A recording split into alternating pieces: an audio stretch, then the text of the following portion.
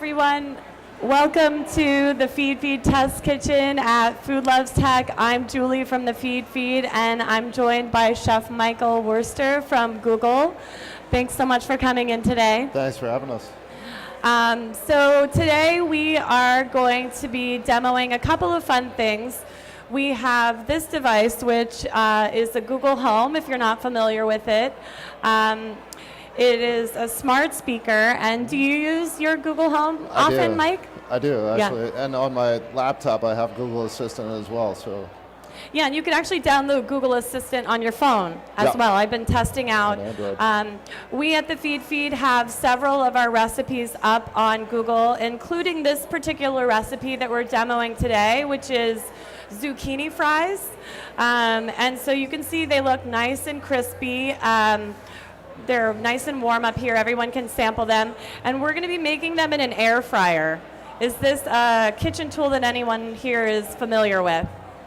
No. So an air fryer is basically like a heated fan. Have you used one, Michael? Yeah, actually, we just started looking more and more at this technology. Okay. It's fantastic. Yeah, it's really cool because you actually only need a few tablespoons. Actually, 1 tablespoon of oil goes in here, and it's like distributed with this fan technology, and makes for a very crispy, healthy treat, like the fries that we're making today. And we're serving them with the Miraglan marinara. Before we get started, and actually, Sarah, maybe you want to come up. Sarah from my team, we've already prepped out these zucchini fries. Sarah's going to bake them off in the air fryer. But Michael, I'd love to hear a little bit about what your program is like at Google and what your role is there. Yeah, so I oversee the Americas as the culinary director. We're feeding in New York about 10,000 people a day. So we feed a lot of people every day. In New York, that's 10,000. And then throughout the world, how many Google cafes are there for your employees?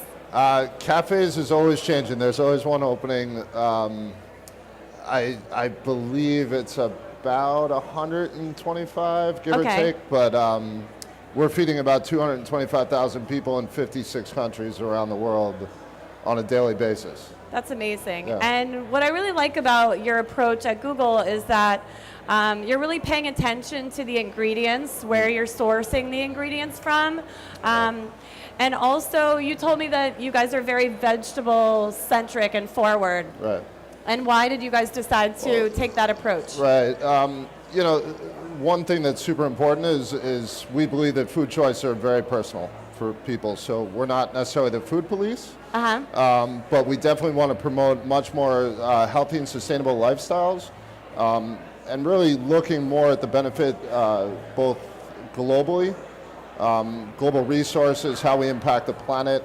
As a company, that's super important at Google and something that we share with our stakeholders on a consistent basis. So our ability to really drive forward for a more sustainable food system is super important as a company. Okay, great. Yeah. So as I mentioned, we have our Google Home. It's a little loud in here, so if we tried to do the demo with the Google Home, I think it might not recognize what we're saying. But what's really fun is you can use Google Assistant. You don't have to purchase it. It's a free app, correct? Yes. So you can download it on your phone, and there's a ton of great recipes on there. Like I mentioned, we have a lot of recipes on there from the feed. So all you actually have to say is, "Hey Google," and then you tell it what you want to cook that day. So in this case, if you want to go on later and you could say, "Hey Google, I want zucchini recipes," it will reply and say, "I have a great zucchini recipe from the feed, and it takes about 25 minutes. Would you like me to read it to you?" And then you can say yes or no, and it will continue to cycle through. So maybe if you have, or if you say, you know, "I have marinara sauce in my refrigerator, and I want to make something interesting with it tonight," it could read off this particular recipe.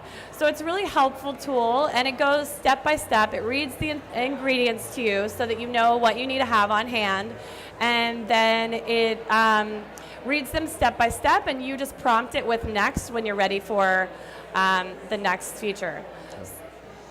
Very cool. Yeah.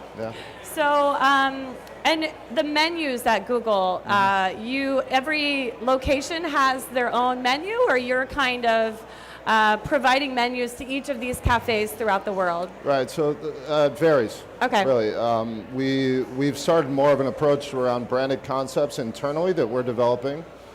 So our version, say, of a salad concept, not to be named. We have many different avenues like that, as well as partners from around the globe. Jose Andres is a partner with Beefsteak now at Google in Mountain View. Yep. So is there an actual beefsteak in Google? Awesome. Yeah. I don't know if you guys are familiar with beefsteak.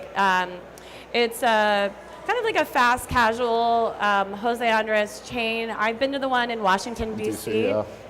It's really fun. You kind of go up and you walk down this sort of assembly line, and you can make, a noodle bowl, a rice bowl. Right. They have, poached eggs, all these different sauces, all these different vegetables. So that's great.